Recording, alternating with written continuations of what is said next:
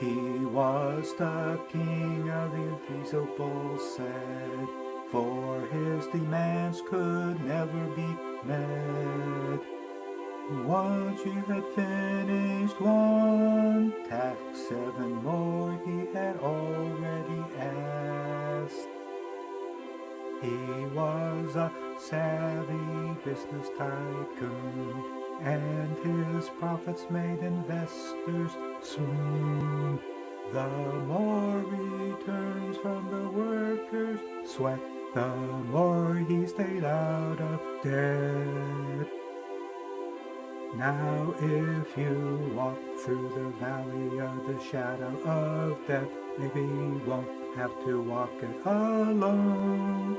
But when you work under stress at the boss's behest, you'll find yourself on your own. She was the queen of the American dream, and her choices could always be seen. 2 cars, 2 kids, and a living maid, everything she ever wanted or craved. She was the image of a trophy wife. Her complexion and her hair were just right. But as many affairs led to psychiatric care as she led a complicated life. Now if she walks through the valley of the shadow of death, maybe she won't have to walk it alone. But when she sits by the door wanting him to come home, her drink is then her only friend. Richard Corey had nothing on them. They were outward always proper and prim. When they held court, their parties were attended by all the homecoming crowd.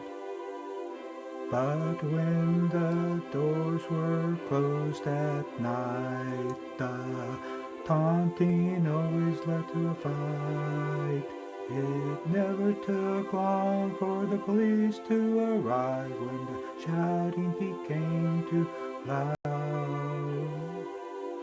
Now if they walk through the valley of the shadow of death, maybe they won't have to walk it alone.